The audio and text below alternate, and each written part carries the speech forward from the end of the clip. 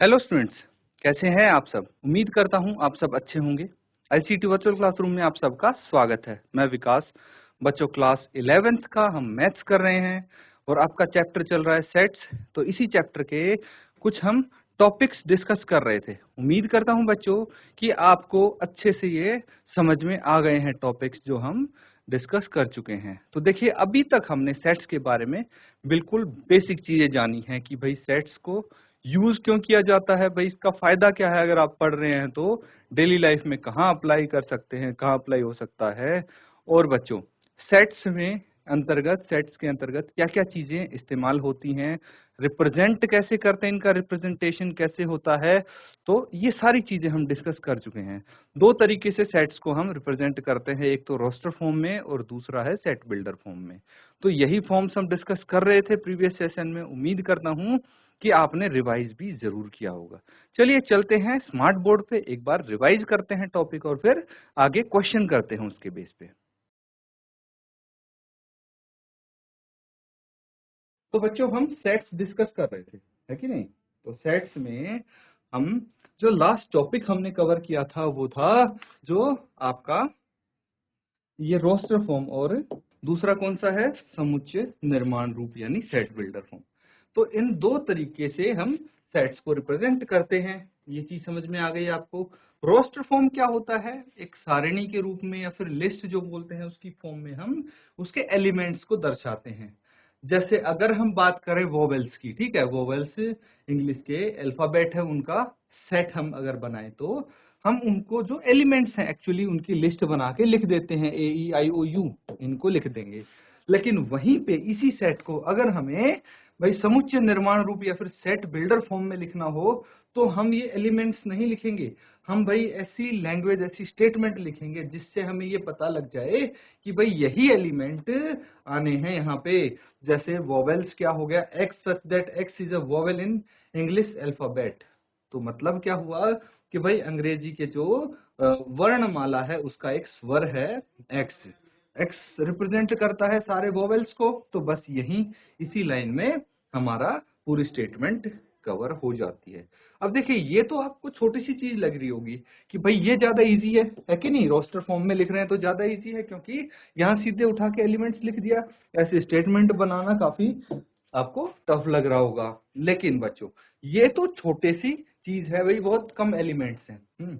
अगर आपको कोई बड़ी चीज दे दी जाए, ठीक है, जैसे जैसे मैं बताऊं कि सारे, ठीक है, सारे ऑड नंबर्स लिखिए, ठीक है, जितने भी आपके मान लीजिए 1000 से छोटे सारे ऑड्स नंबर आप लिखिए, उनका सेट लिखिए। तो कैसे लिखेंगे, ऑड नंबर समझते हैं, विषम संख्याएं, तो उनका सेट्स लिखेंगे तो भाई कितना लिखना पड़ेगा आपको। 1000 तक, 1000 से छोटे अगर आप लिखेंगे तो पूरा पेज भर जाएगा, 2-3 पेज भर जाएंगे ऐसे तो आपके। इसीलिए यहाँ पे काम आता है समुच्चय निर्माण रूप। उसमें बस एक आपको स्टेटमेंट लिखनी है और उसी में छोटे से स्पेस में आपका पूरा काम हो जाता है। तो जब बड़ी बड़ी चीजें हमें लिखनी होती हैं, सेट के रूप में रिप्रेजेंट करनी होती हैं, तो वहां पे समुच्चय निर्माण रूप काफी हेल्पफुल होता है आपके लिए। तो इसको एक बार अच्छे से रिवाइज कर लो ताकि इसके आधार पे हम क्वेश्चंस कर सके बच्चों। ठीक है, ये हो गया। अब एक बार जो इसके इंपॉर्टेंट पॉइंटर्स हैं वो डिस्कस कर लेते हैं। इंपॉर्टेंट पॉइंट्स क्या हैं इसके, कि भाई जो रोस्टर रूप में अवयवों को सूचीबद्ध करने के लिए उनके क्रम का महत्व नहीं होता। किसी भी ऑर्डर में हम लिख सकते हैं। अगर रोस्टर फॉर्म में हम लिख रहे हैं तो उसके एलिमेंट्स आगे पीछे हो जाएं, कोई दिक्कत नहीं है। ठीक है, उसमें आप सेट को रिप्रेजेंट कर सकते हैं। देखिए यहाँ पे एग्जाम्पल भी मैंने आपको बताया था कि अगर वोवेल्स लिखते हैं AEIOU, इस ऑर्डर में लिख दो या फिर EIOU, या ऑर्डर इसका चेंज भी हो जाए तो उससे कोई फर्क नहीं पड़ता है क्योंकि ऑर्डर का, क्रम का यहाँ पे महत्व नहीं है। दूसरा पॉइंट हम यहाँ पे बोलते हैं, डिस्कस कर रहे हैं कि समुच्चय को रोस्टर रूप में लिखते समय किसी अवयव को सामान्यतः दोबारा नहीं लिखते, रिपीट नहीं करते इसके एलिमेंट्स। ठीक है, जैसे एक एग्जांपल में मैंने बताया कि स्कूल है, ठीक है, स्कूल को आपको रोस्टर फॉर्म में लिखना है तो इसकी स्कूल की स्पेलिंग क्या है, SCHOOL। तो ओ रिपीट हो रहा है यहाँ पे, लेकिन जब हम इसके एलिमेंट्स लिखेंगे तो वहां ओ सिर्फ एक बार लिखेंगे, इसको रिपीट नहीं करेंगे, बिकॉज एलिमेंट्स जो सेट्स में हम लिखते हैं तो उसके एलिमेंट्स को रिपीट नहीं करते, दोबारा नहीं लिखते। यही चीज इस पॉइंट में बताई गई है। इसको भी अच्छे से एक बार देख लो, रिवाइज कर लो, किसी को कोई कंफ्यूजन नहीं होना चाहिए, क्योंकि इसी के आधार पे अब हम क्वेश्चन करने जा रहे हैं। बच्चों किसी को कोई डाउट अगर लगता है, ठीक है, यहां तक जो हमने किया है इस टॉपिक में, किसी को डाउट लगता है, हैंड रेज करके अपना डाउट भी आप पूछ सकते हैं। लेकिन जब क्वेश्चन करेंगे तो आपको सॉल्व करने हैं, साथ साथ आपको आंसर देने हैं, ठीक है। वो तभी कर पाएंगे जब अच्छे से आपको ये कॉन्सेप्ट क्लियर होंगे। ठीक है बच्चों, क्वेश्चन करेंगे एक, नोट डाउन कीजिए।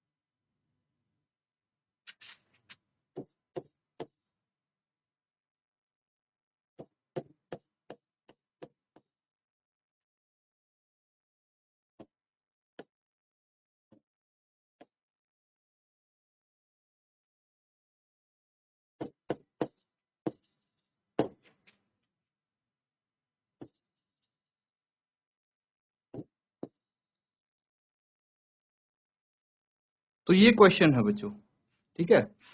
अब देखिए क्वेश्चन समझिए, सबसे पहले क्या बोला गया है कि भाई यहाँ पे आपको एक इक्वेशन दी है, समीकरण दिया गया है, ठीक है। समीकरण दिया है भाई, ये ऐसे समीकरण आपने क्लास 10th में देखे होंगे। तो ये समीकरण को हल करेंगे आप पहले तो, ठीक है। इसको हल करेंगे और जो इसके सॉल्यूशन होंगे उनको रोस्टर फॉर्म में लिखना है, ठीक है। जो इसका इक्वेशन के सॉल्यूशन है उसके सेट को रोस्टर फॉर्म में रिप्रेजेंट करना है, लिखना है, बस यही करना है।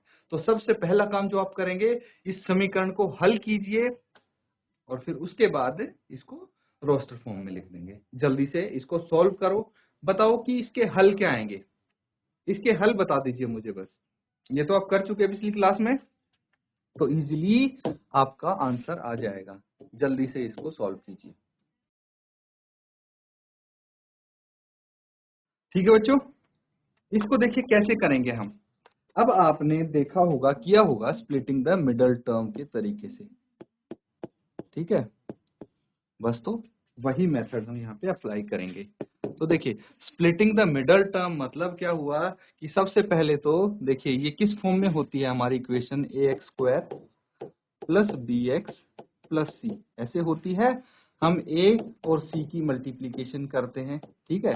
a और c की मल्टीप्लीकेशन करते हैं और जो नंबर आता है, ठीक है, उसको हम ऐड या सब्ट्रैक्ट करके वो इस फॉर्म में आना चाहिए। जैसे x² है, ठीक है, यहाँ पे -2 आया है, तो हम क्या करेंगे, यहाँ पे सबसे पहले लिख देंगे +2x, क्योंकि ऐड या सब्ट्रैक्ट करके आना चाहिए, हमें x आना चाहिए ना, -x। अब मुझे बताइए कि ऐड या सब्ट्रैक्ट करके कितना आएगा, इसको +2 और -x, इसका आंसर आ जाएगा x, ठीक है। तो ये आ गया एज इट इज, और इन दोनों की अगर मल्टीप्लीकेशन करेंगे तो क्या आएगा बताइए मुझे, ये आ जाएगा ना -2x² आ जाएगा, है कि नहीं। तो a और c की मल्टीप्लाई करके आप इस तरह से इसको चेक कर सकते हैं। अब देखिए -2 एंड में आपका एज इट इज बच गया। इसके बाद क्या करना है, इसके बाद बच्चों कॉमन ले लेंगे। यहां से कॉमन क्या आ रहा है, इन दोनों में से x कॉमन आ रहा है, तो x कॉमन ले लिया, x+2 बच गया यहाँ पे। -1 कॉमन आ रहा है, x+2 यहाँ पे बच गया, इज इक्वल टू 0। फिर से x+2 यहाँ पे कॉमन ले लिया, क्या बच जाएगा, x-1 बच गया, इज इक्वल टू 0। तो इसका सॉल्यूशन आ जाएगा आपके पास, क्या आएगा, देखिए दोनों को बारी बारी 0 के इक्वल रखिए। x+2 को अगर 0 के बराबर रखेंगे तो x इज इक्वल टू -2 आ जाएगा, आएगा कि नहीं आएगा। फिर x is -1 is equal to 0 रखेंगे तो x इज इक्वल टू 1 आ जाएगा। सॉल्यूशन क्या है आपके, x is equal to -2 and 1। तो सेट क्या हो जाएगा, ठीक है, जो सेट है उसको रोस्टर फॉर्म में आप रिप्रेजेंट करेंगे। क्या क्या सॉल्यूशन है, -2 एंड 1 है, तो बस यही लिख दीजिए, -2 1 एज इट इज लिख देंगे। ये आंसर हो गया आपका। इस तरह से आप कर सकते हैं। बस मेन बात है कि इसके गुणनखंड अगर यहाँ पे करने आते हैं आपको, तो आपके सॉल्यूशन आ जाएंगे। सॉल्यूशन जैसे ही आ जाएगा उसको सेट के रूप में तो एज इट इज लिख सकते हैं आप। अब बच्चों ये आपने नोट डाउन कर लिया, तो हैंड रेज कीजिए, हैंड रेज करके मुझे बता दीजिए अगर ये पहला क्वेश्चन आपने नोट डाउन कर लिया है तो। जी जी ऐसी गैरसैंण, बेटा आपका हो गया? Yes sir. हाँ बोलिए बोलिए बेटा। सर हो हो गया। गया, वेरी गुड। कोई डाउट हो बेटा आप यस सर। इमीडिएटली पूछ ला करो, ठीक है? शाबाश, जी बैठ सर। जाओ। Very good very good. चलिए ठीक है, एक क्वेश्चन और यहाँ पे मैं आपको देता हूँ सॉल्व करने के लिए, उसको जल्दी से करेंगे। देखिए ये क्वेश्चन थोड़ा हम मजेदार होने वाला है आपके लिए। नोट डाउन कीजिए क्वेश्चन को।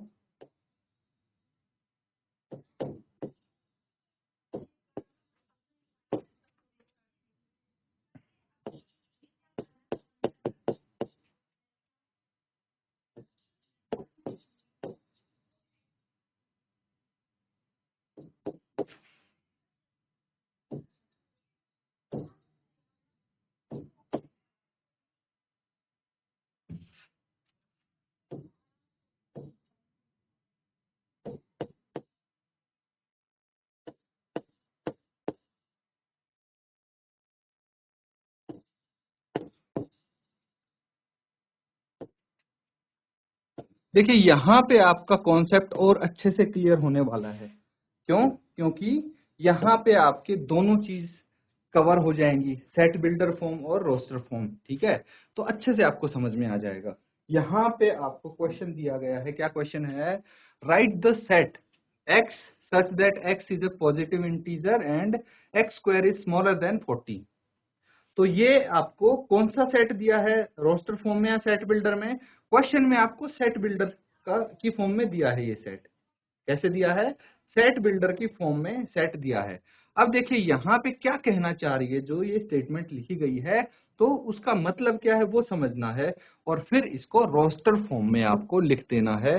तो यहाँ पे आपको दोनों चीज क्लियर हो जाएंगी कि सेट बिल्डर फॉर्म क्या होता है, रोस्टर फॉर्म क्या होता है। तो इसको समझेंगे आप, ठीक है? पहले समझ लीजिए क्या बोला गया है। तो यहाँ पे ये बोला गया है कि x एक पॉजिटिव इंटीजर है, धनात्मक पूर्णांक। समझते हैं ना धनात्मक पूर्णांक क्या होता है? जो इंटीजर पॉजिटिव प्लस में होते हैं उनको धनात्मक पूर्णांक बोलते हैं। तो जो 1 2 3 जीरो से बड़े होते हैं वो पॉजिटिव इंटीजर हो गए। उसके बाद क्या बोला गया है, एक कंडीशन यहाँ पे ये दी गई है कि x square is smaller than 40। तो एक्स स्क्वायर लेंगे उस पॉजिटिव इंटीजर को, लेकिन 40 से कम होना चाहिए, वो 40 से ज्यादा नहीं होना चाहिए। तो ऐसे स्क्वायर बताइए मुझे जो 40 से कम है, वही तो आप लिखेंगे। तो ऐसे कौन से स्क्वायर हो गए? देखिए एक एक का स्क्वायर कितना होता है? एक। दो का स्क्वायर कितना होता है? 4। तीन का स्क्वायर होता है 9। चार का स्क्वायर होता है 16। पांच का स्क्वायर 25 एंड 6 का स्क्वायर होता है 36। अगर 7 का स्क्वायर करेंगे तो 49 आ गया। ये तो 40 से बड़ा है तो इसको हम कंसीडर यहाँ पे नहीं करेंगे, समझ गए? 7 का स्क्वायर तो हटा देंगे क्योंकि हमारे पास कंडीशन है कि 40 से छोटा होना चाहिए, ठीक है? एक्स का स्क्वायर। तो सारे पॉजिटिव इंटीजर हैं 1 2 3 4 5 6। तो यहाँ पे अगर आपको सेट लिखना है, ठीक है, और रोस्टर फॉर्म में इसको रिप्रेजेंट करना है तो कैसे करेंगे? 1 2 3 4 5 एंड 6, ये हो जाएगा, ठीक है? तो अगर ये चीज है, ठीक है, तो आप इसको इस तरह से सेट बिल्डर फॉर्म में भी रिप्रेजेंट कर सकते हैं। नोट डाउन कर लीजिए। ठीक है बच्चों, सबने कर लिया इसको नोट डाउन? एक क्वेश्चन और लिखिए जल्दी से।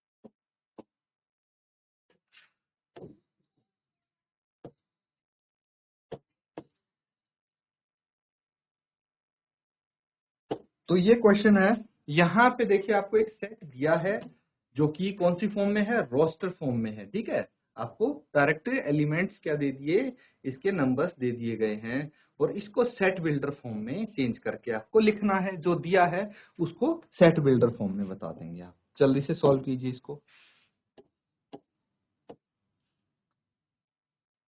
तो बच्चों ये भी देखिए मैं बता देता हूं आपको। अब तो इसका कॉन्सेप्ट एकदम क्लियर हो जाना चाहिए आपको। हम इसको कैसे लिखेंगे, जो सेट ए है वो कैसे लिखा जा सकता है। ऑब्जर्व कीजिए पहले, ये जो नंबर्स हैं ये क्या हैं। देखिए ये एक का स्क्वायर दिया है, सबसे पहले एक का स्क्वायर एक होता है, दो का स्क्वायर कितना होता है 4, तीन का स्क्वायर 9, चार का स्क्वायर 16, पांच का स्क्वायर 25 और ऐसे 6 का स्क्वायर आएगा, फिर 7 का, फिर 8 का, इस तरह से चलता जाएगा। तो क्या दिया है, जो आपके नेचुरल नंबर्स हैं, प्राकृत संख्याएं हैं, उनका आपको स्क्वायर दिया गया है। तो आप क्या लिख सकते हैं, x such that x is the square of natural numbers।